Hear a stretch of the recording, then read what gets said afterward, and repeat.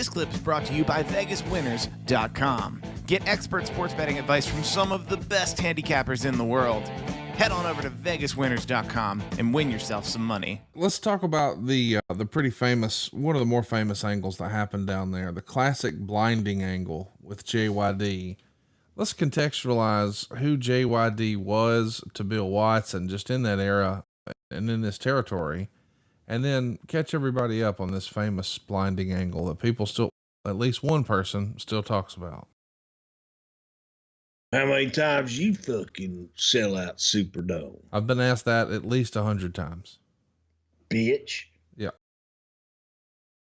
It was classic, man. Here you had the Fabulous Freebirds, Michael Hayes, Buddy Jack Roberts, and goddamn Terry Bam Bam Gordy. And it was just a hell of a, they were red hot. They were everything that the people in Louisiana, Oklahoma, hardworking country folk looking at the slick rock and roll fellers in the Freebirds. It was hot, man. This was before the time that I was working with them. Good Lord, everybody knew about it, and it was just such a great angle with the hair vanishing cream and putting the cream in JYD's eyes, and he's blind. And it's so simple. It's so simple. In a lot of ways, we did the arrogance thing with Jake the Snake Roberts many years later. That was based on this same principle of taking your top babyface and blinding them. And the whole thing is JYD may never see again. And the dog collar match in the Superdome, that was the moment that everyone knew, all right, man, Michael Hayes is going to be chained to JYD. JYD may not be able to see, but he can feel, and Michael can't run. And that's the psychology behind it. And they got exactly what they were looking for. You had JYD who couldn't see a damn thing and used that all the way through it to get to the point of your climax of JYD finally getting his revenge, beating the living shit out of Michael Hayes. You ain't never sold out Superdome. I have not. Hey! Conrad. Yes, sir.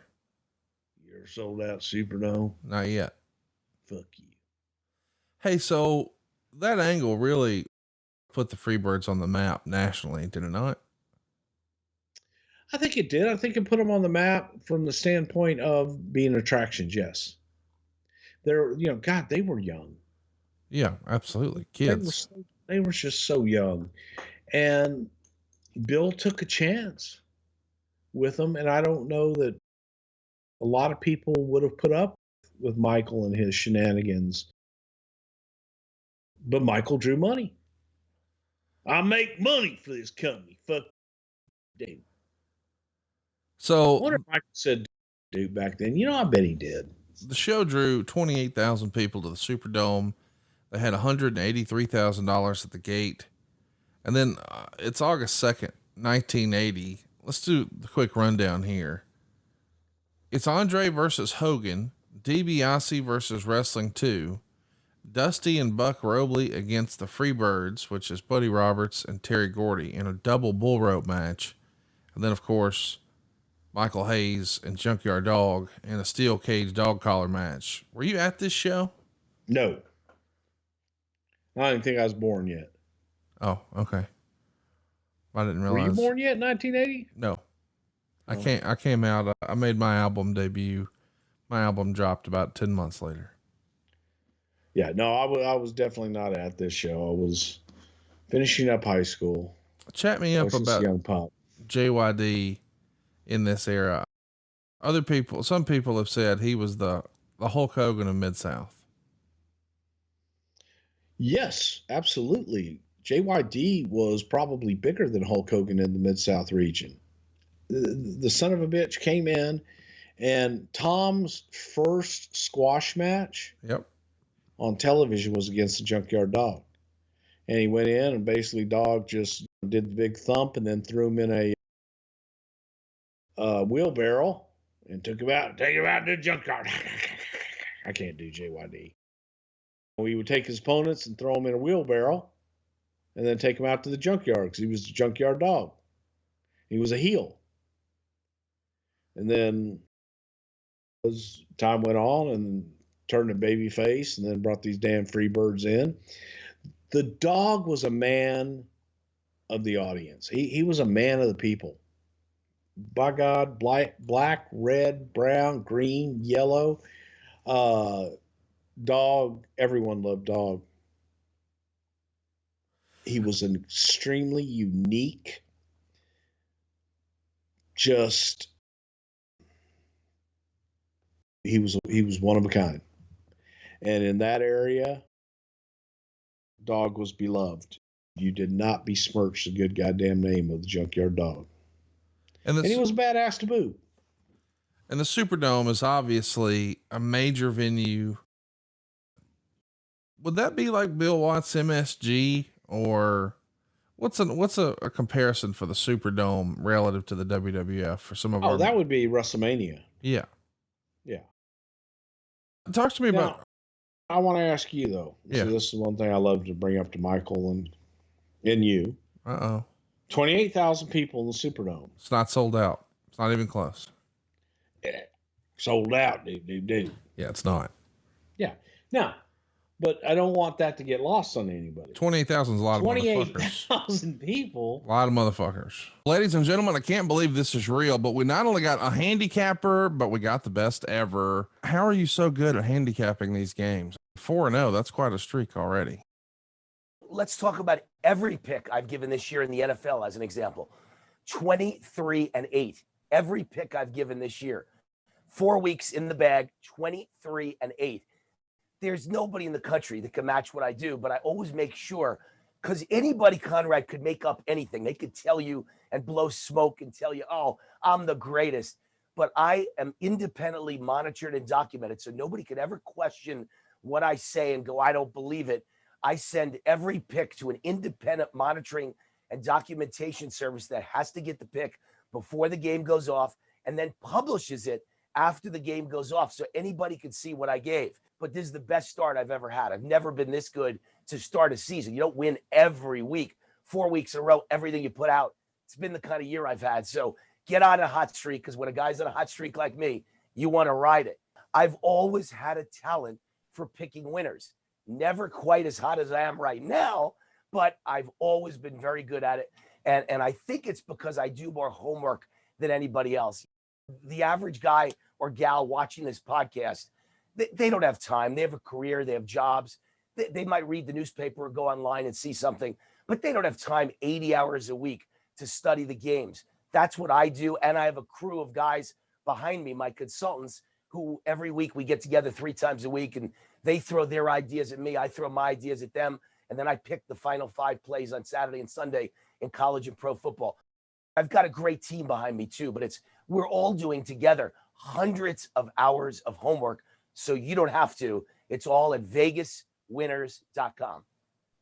I don't know about you guys, but I'm going to vegaswinners.com right now. Let's win some money. A lot of motherfuckers, especially when you're running arenas that, hold 6 to, 10,000 max on a weekly basis. And then you go on one arena and do 28,000. Nothing to sneeze at. I agree.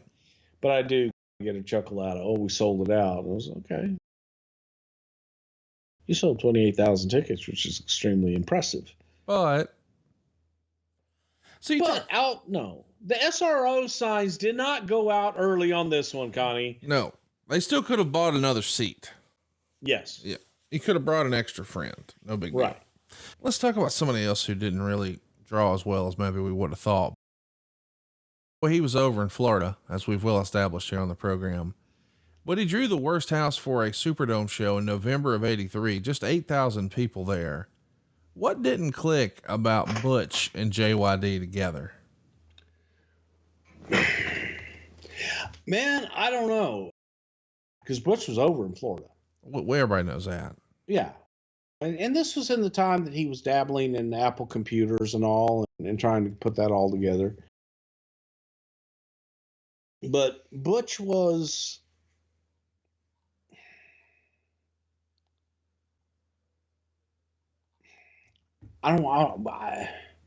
Just say it. I think Butch was too refined. Butch was. It needed to be more of a brawler, more of a street fight. He needed to be more real. Okay. Butch dressed very well.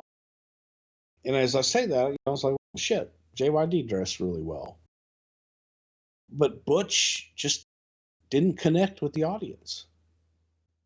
And you would have thought he would, because he was a stud and a half. He needed more yin and yang, you're saying, Yes. maybe?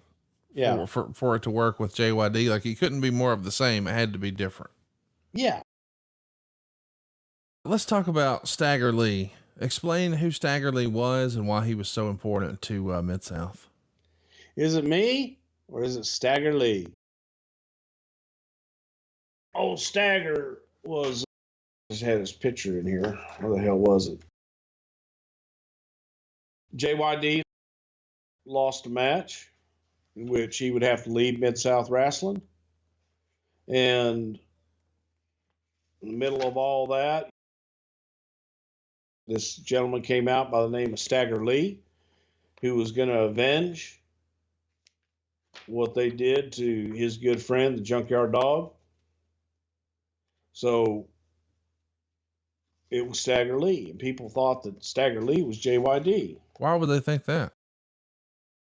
Same body type, and kind of looked the same a little bit. But I saw Stagger Lee do a public workout, and JYD was there. Oh, then that kills. That's the end of that. Hey, it's Conrad Thompson. Thanks for checking out the podcast here on YouTube. Be sure to hit the subscribe button and the notifications bell so you get a notice anytime we upload some new content. And go save yourself some money right now. If you're in a 30-year loan or you have credit card debt, it's not a matter of if I can save you money. It's a matter of how much. Find out right now for free at SaveWithConrad.com.